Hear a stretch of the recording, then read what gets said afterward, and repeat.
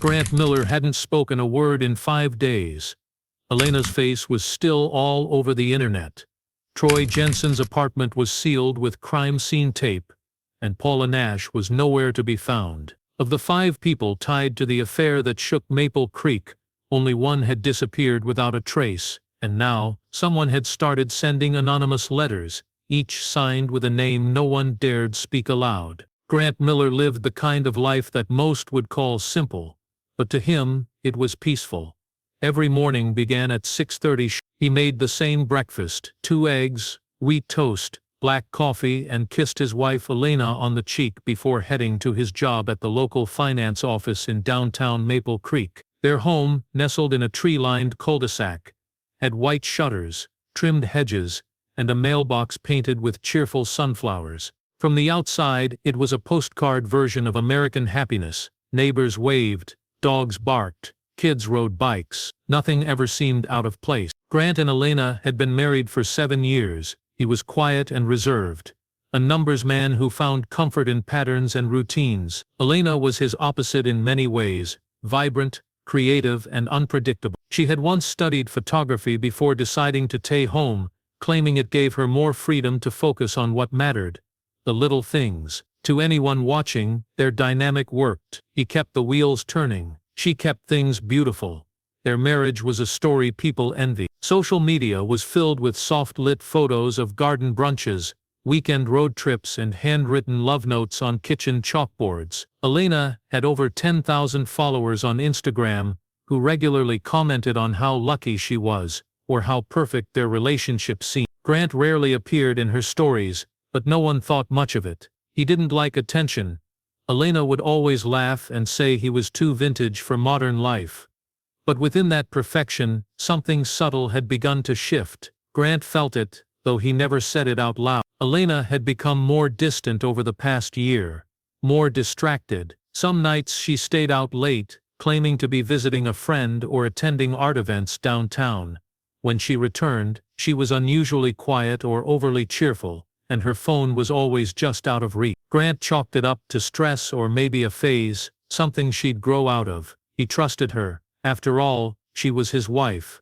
Still, he began noticing things that didn't sit right. There were unfamiliar numbers on the phone bill, receipts for expensive wine and dinners in parts of town Elena rarely visited, a lingering cologne scent on the passenger seat of her car, definitely not Grant's brand. One day, he found a small hotel keycard under the seat cushion of their living room couch. Elena brushed it off, claiming it was from a girls' trip months ago. He wanted to believe her.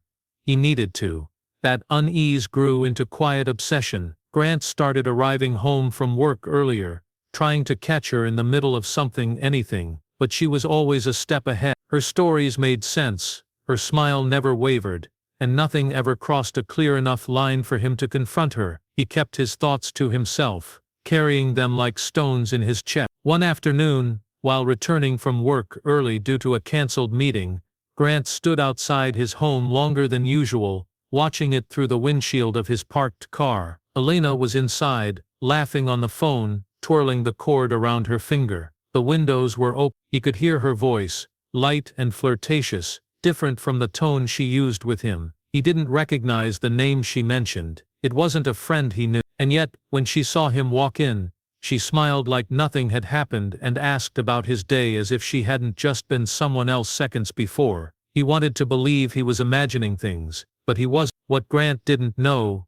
what he couldn't have known, was that their picture-perfect life had already begun unraveling, and not because of anything he'd done. The cracks had formed long ago, slowly widening beneath the surface, invisible to anyone who wasn't looking close. And soon, the world would see those cracks, not just in whispers or suspicion, but in high-definition television broadcasted for all to witness. Something was coming, something terrible, and Maple Creek was about to lose its quiet forever. Elena Miller had always been drawn to the edge of things, places, people, moments that lived just outside the boundaries of what was considered safe or proper. While her life in Maple Creek seemed serene, almost idyllic, it bored her more than she dared admit. The soft rhythms of the suburbs, the school buses, the lawn sprinklers, the evening news humming in the background, felt like a slow suffocation. Somewhere along the way, The spark that once excited her about being Grant's wife had dimmed into something she could barely recognize. She didn't plan to betray him,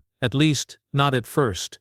It began with a weekend photography workshop in the city, something she'd signed up for on a whim, a chance to escape the repetitive cadence of small-town days and pretend just briefly that she was still the woman she used to dream about being. That's where she met Troy Jensen. Troy was nothing like Grant. He was loud where Grant was quiet, impulsive where Grant was calculated. He worked nights behind the bar at a dim downtown lounge called Ember and Ash, a place with low lights, jazz music, and a smell of bourbon soaked into the floorboards. He had a crooked smile, tattoos peeking out from his sleeves, and the kind of confidence that made you forget to ask the right questions. He watched Elena in a way that made her feel seen, not as a wife or a suburban ideal, but as a woman with fire still in her. At first, it was flirtation, casual, meaningless, a drink after class, a walk to her car, a text or two that she deleted just to be safe. But flirtation, once unlocked, has a way of slipping out of control. One rainy Thursday, after a few too many drinks, Elena didn't go home. She spent the night at Troy's apartment above the bar, her phone buzzing with missed calls from Grant. She pretended not to notice. She told herself it was a one-time thing, a mistake to be buried. But mistakes, like secrets, rarely stay buried for long. It wasn't long before Troy became a regular fixture in her hidden life. She bought a second phone under a false name. She scheduled fake errands and invented new friends. She drove to parts of the city Grant never visited, always returning home with the same smile she'd practiced in the mirror. The thrill of it all, the danger, the lies became addicting. The fear of being caught only made it more exhilarating. And somewhere along the way, she stopped thinking about how it might all end.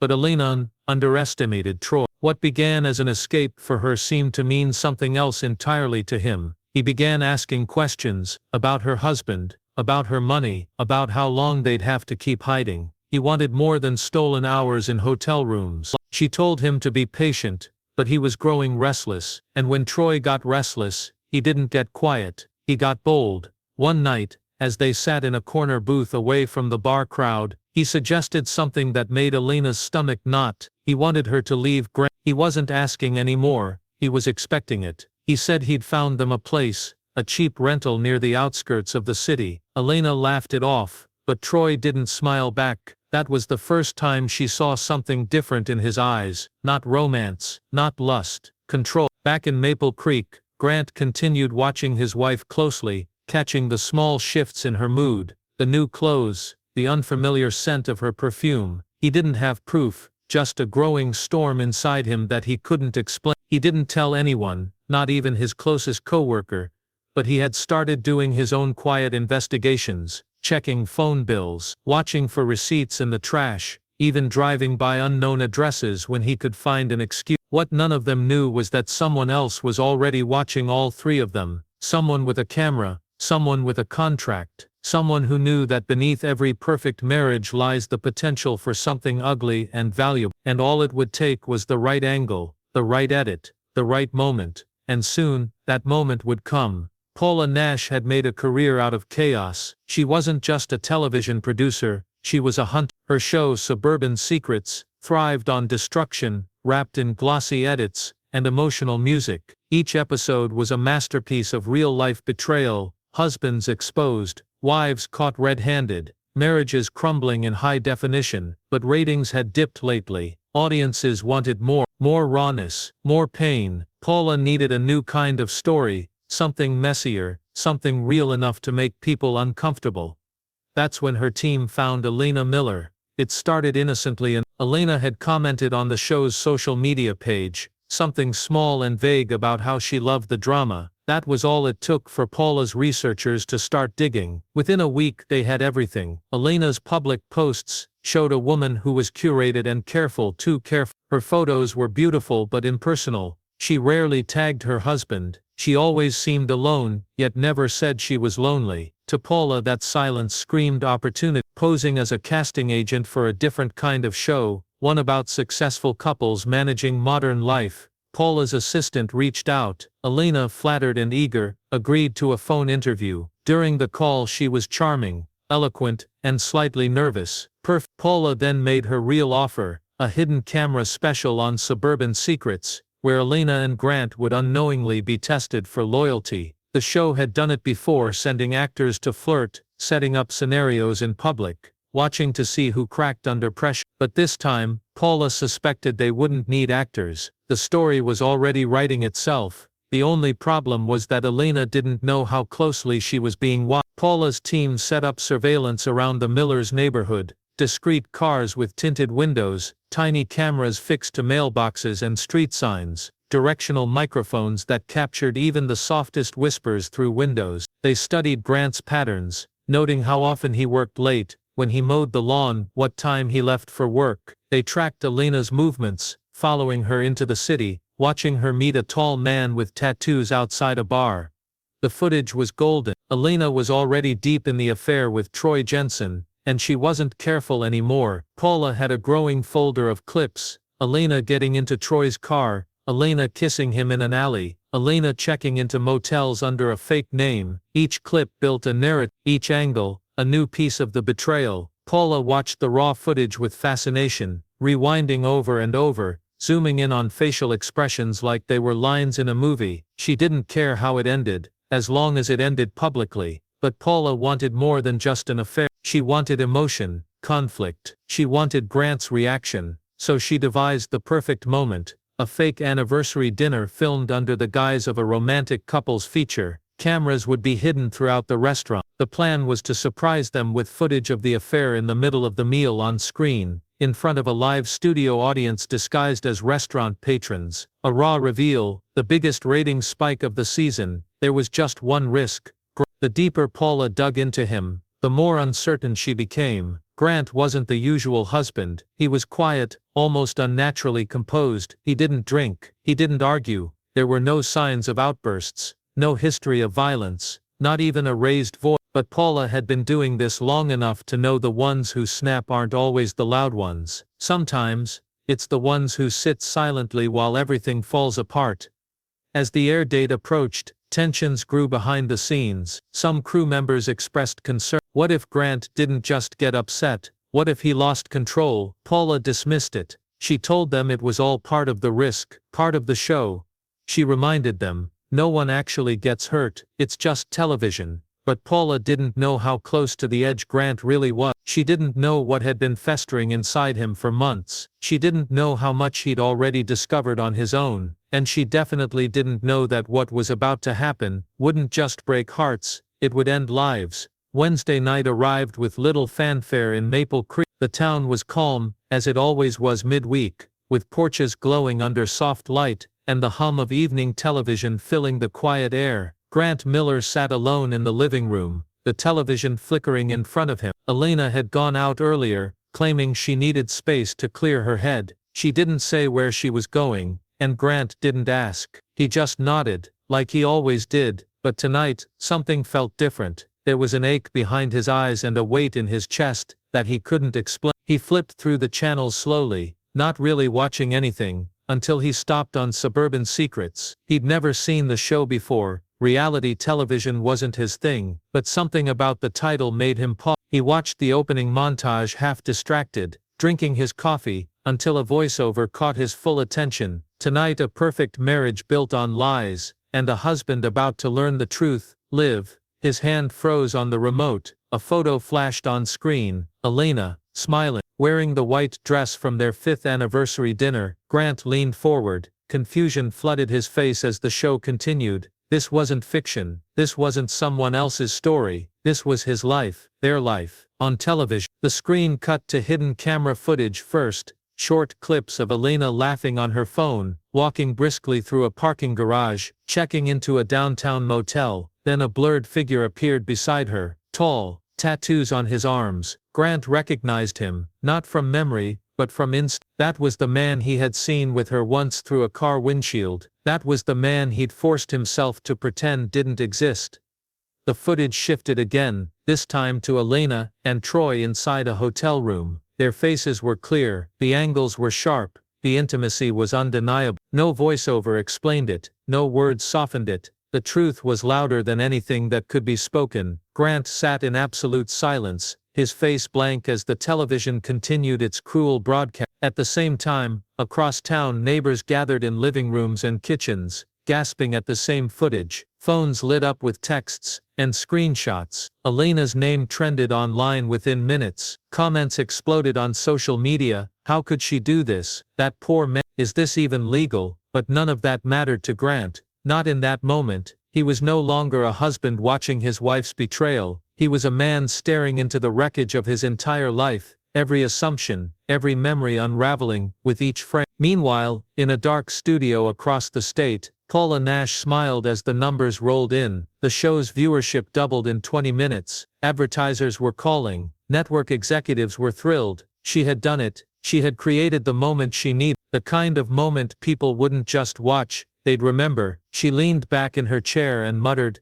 "This is the one." But not everyone was celebrating. One of the show's junior editors, a new hire named Kevin, had a sick feeling in his gut. He had been the one assigned to stitch the raw footage together. He'd watched Grant's face in earlier clips, studying his quiet movements, the sadness in his eyes even before the reveal. Kevin had said something to Paula last week, asked if there was any risk, if they should check with legal again. She'd laughed him off. "It's television," she said. "Not real life." But it felt real now, too real. Back in Maple Creek, Grant stood slowly from his chair, the remote falling to the floor. The screen still played behind him, replaying Elena's betrayal in looped silence. His coffee had gone cold. His phone buzzed on the table, texts from coworkers, from his brother, even a missed call from his mother. He didn't answer. He didn't speak. He just walked to the kitchen drawer and opened it. Inside was something he hadn't touched in years, something heavy, something final. The town would later say he didn't look angry that night. He didn't scream. He didn't cry. He just moved with purpose.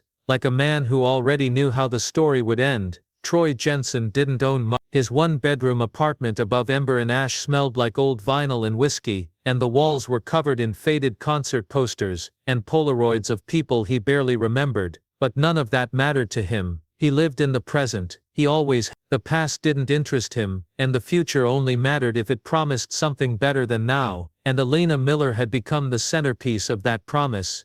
He was watching Suburban Secrets too. It had been Elena's idea to keep everything private, to stay careful, to avoid leaving digital footprints, but Troy never liked being kept secret. For months he played along because she asked him to, because he believed she'd eventually leave her husband, but she didn't. She kept making excuses. Grant this, Maple Creek that.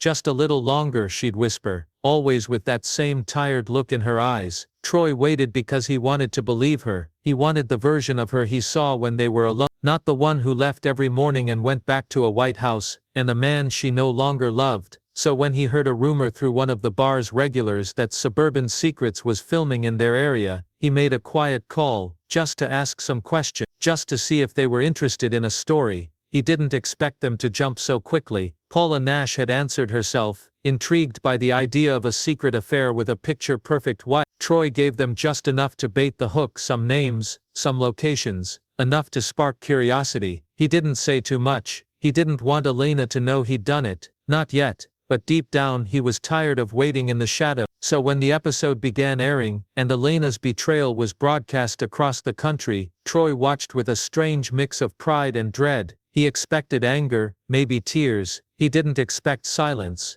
His phone buzzed, over and over. Friends, co-workers, people he hadn't heard from in years. Then it lit up with a name he didn't expect, Elena. He didn't answer. Instead he stepped out onto the fire escape, cigarette in hand, looking down at the wet pavement below. The streets were empty, just the glow of the bar's neon sign blinking against puddles. His pulse quickened. He should have felt victorious. She was exposed now, the secret was dead, but something felt wrong, because Troy knew Grant, not personally, not deeply, but he'd seen him, once, from across a parking lot. As Elena ducked into Troy's car, there was something in Grant's eyes that unsettled him. Something still, cold, not rage, not panic, just a terrifying quietness. The kind of man who waits until it's too late to react, the kind who doesn't threaten, but acts. And now, after what the whole world had seen, after what Paula had done, that quiet man had nothing left to lose. Troy tossed the cigarette over the edge and went back inside. He double-checked the locks on his door, poured himself a drink, told himself he was being paranoid, but the feeling wouldn't go away. Meanwhile, Elena was driving.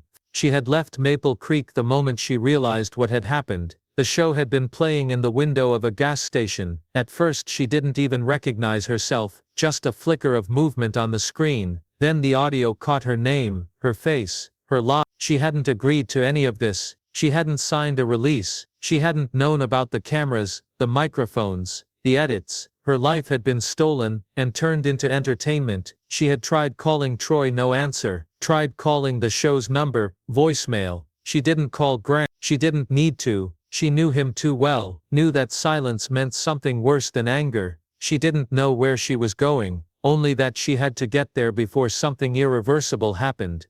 But what she didn't know was that Grant had already left the house, quietly, without his phone, without a note, with only one thing in his hand, and he wasn't heading to the studio, he was heading for Troy. The rain had returned by nightfall, thin and relentless, turning the streets into rivers of reflected neon. Downtown was quieter than usual. The air felt charged, thick with something invisible but undeniable. At Ember and Ash, the soft hum of jazz records leaked out of open windows above the bar. Inside his apartment, Troy Jensen paced.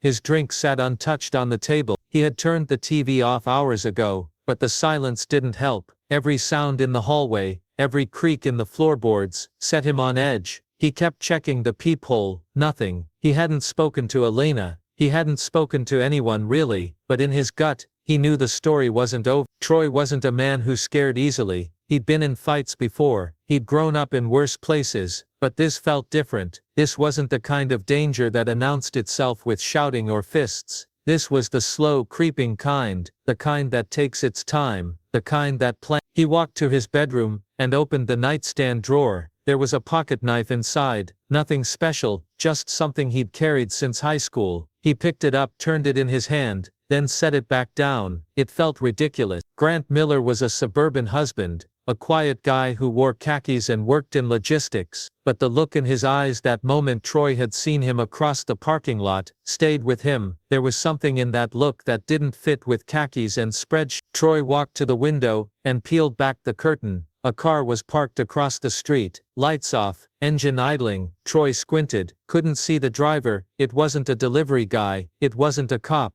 and it hadn't been there an hour ago. He stepped back. Below, Grant sat perfectly still in the driver's seat. The glow from the dashboard lit his face in a pale green haze. He hadn't blinked in a while. His knuckles were white around the steering wheel. The weight in his lap was heavier than anything he'd ever had. The gun was old, cleaned a few days earlier after years untouched. He'd never fired it outside of training, but tonight wasn't about hesitation. This wasn't about Elena anymore, not exactly. This was about the humiliation, the mockery. His life paraded for rating. A love story turned into a laughingstock. Every choice he'd made, every sacrifice, every night he came home just trying to be enough, turned into background noise for someone else's entertainment. He wasn't just a husband anymore, he was a punchline, and Troy was the one who made it real. He stepped out of the car and crossed the street. No rush, no panic, just movement. Upstairs, Troy saw the figure from the window. No face, just a silhouette stepping through rain and fog, like something out of a nightmare. He backed away from the glass. His hand found the drawer again,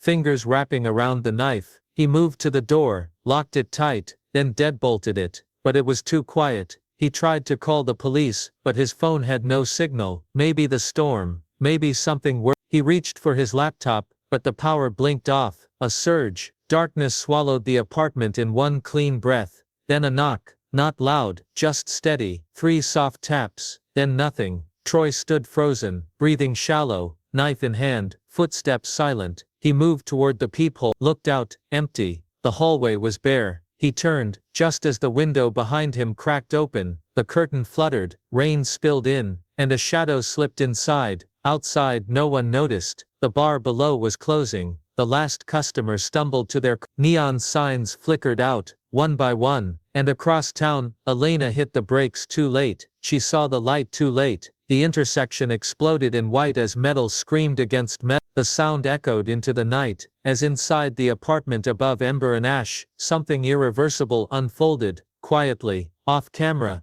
where no one could edit it for prime time. The air in the apartment was still, thick with something more than rain and fear. Time had gone strange, no longer measured by minutes, but by heartbeats. Troy lay on the floor, blood seeping into the cracks of the wood beneath him. The knife had slipped from his fingers and now rested near his outstretched hand, glinting faintly in the emergency light flickering above. He was still alive, barely. His chest rose and fell in slow strained breaths. The pain was distant now, like it belonged to someone else. Grant stood over him, unmoving. His hands trembled slightly, not from adrenaline, but from the cold mechanical shock of what he'd just done. He hadn't pulled the trigger, not yet, but the gun had connected with the side of Troy's head, hard enough to drop him instantly. That was the first strike. The second came as Troy reached for the knife. Grant had kicked it away, then brought the weapon down again, not to kill but to stop. Now Troy lay silent, his defiance reduced to a wheeze. Grant didn't speak. There was nothing left to say. The apartment smelled of sweat, metal and a faint trace of whiskey. The curtains fluttered in the broken window. Rain soaked the floor, blurring the blood. Grant finally looked around, taking it all in. The posters on the walls, the photographs, the artifacts of a life lived without consequence. He felt nothing, no vindication, no closure, just emptiness. His phone buzzed in his pocket. He had turned it back on after leaving the house. One single bar of signal, one message, from an unknown number. He's not the one who betrayed you. You should know that. Grant stared at the screen. The words didn't register at first. Then the second message came. Call me before it's too late. PN. Paula Nash. For the first time that night, Grant hesitated. He hadn't considered her. Not really. In his mind, Elena and Troy had been the center of the collapse. But now, standing in this apartment, seeing the pieces of someone else's life scattered beneath him, it dawned on him, Troy had lived recklessly. Yes, but he hadn't broadcast their affair to the world. Someone else had lit the match. Someone who had watched it burn for profit. Grant looked down at Troy again, consciousness fading, eyes half open. No fight left, no threat, a broken man, not the villain. He turned away and walked out. The hallway was silent, the building empty. Outside the storm had passed, but the streets glistened with its aftermath. Sirens wailed in the distance, drawing closer, but not fast enough. Grant got into his car and pulled away, leaving behind the wreckage of a decision he no longer believed was justice. Meanwhile at the hospital, Elena was waking up, bright lights above her head, beeping machine, the dull throb of pain in her shoulder and ribs. She remembered the impact, the headlights, the blare of a horn, the shatter of glass, but it was Grant's face she'd seen in her mind just before she lost consciousness. Not angry, just gone. She tried to sit up but couldn't. A nurse appeared and told her she'd been lucky. The other driver had walked away unharmed. Elena had swerved just in time. Lucky? She didn't feel lucky. She asked if anyone had called her husband. The nurse paused, then checked the chart. No, she said. There's been no contact. Elena closed her eyes, not to rest, but to brace. She knew Grant, knew his silences, and she feared that this time, silence meant he was already too far gone to reach. Elsewhere, Paula Nash sat in her production office, alone. The network had celebrated the ratings spike. The advertisers were thrilled. She, however, felt none of it. Not after receiving a message from a blocked number an hour earlier. This isn't over. She didn't know if it was Grant. She didn't know what he planned, but she knew something had shifted. She could feel, because the real story, the part no one saw, was still unfolding, and the camera wasn't rolling anymore. The sun rose reluctantly over Maple Creek, casting a pale light over streets still slick from the night's storm. For most residents, it was just another Thursday. Kids waited for school buses, coffee brewed in quiet kitchens, and morning news anchors smiled through weather updates and celebrity gossip. But for 5 people, life had changed in ways no one could rewind. At the hospital, Elena lay awake, staring at the ceiling. Sleep had never come. Her body ached, but the real pain lived deeper, in places no medication could reach. She had asked about Grant again, No one knew where he was. He hadn't come, hadn't called, hadn't responded to anyone's messages. His silence echoed louder than any confrontation ever could. She remembered the first time she met him. He was kind, simple in a world where everything else felt sharp and rushed. For years, that simplicity had felt like peace, until it began to feel like absence, like a house without warmth. But now, she wondered if maybe she had mistaken quiet for weakness. Grant had always held things in, tucked behind soft words and long pauses. Maybe she'd never really known the man she married. And now, she feared she never would again. Across town, the staff at Ember and Ash arrived to find the police already there. Yellow tape cordoned off the stairs leading to Troy Jensen's apartment. The door was open slightly, a smear of blood visible on the threshold. He had survived the night, barely. The responding officer found him just after dawn, barely conscious, his voice too hoarse to speak, his breathing shallow. There were no fingerprints on the weapon, no clear evidence tying anyone to the scene. He was rushed to the ICU, where he now drifted in and out of a morphine haze. Nurses whispered about what might have happened. Officers stood at the door. They said he was under protective observation, but no one explained what that meant. Troy, in his fogged mind, remembered Grant's face, not wild, not violent, but something far worse, calm. That was the part that haunted him most. There had been no yelling, no rage, just the eyes of a man who had made a decision and come to deliver it. He also remembered a sound, footsteps leaving. Grant had walked away, left him alive, but not out of mercy. It was something else, something unfinished. And Grant, he was already gone. His car was discovered outside of a rest stop 50 miles west of Maple Creek. Empty. Keys, still in the ignition. No sign of struggle. No. Surveillance footage showed him stepping inside the building just before midnight, buying coffee, and then walking into the woods behind the parking lot. He never came back out. Search teams were dispatched. Dogs combed the area. Nothing. It was as if he had vanished, but not completely. At the office of Suburban Secrets, Paula Nash sat in her glass-walled corner room, rereading the email for the third time. No subject line, no greeting, just a single paragraph. You think you control the story, you think the edit gives you power, but you don't own people, you don't own pain, you just rent it for views, and eventually it collects interest.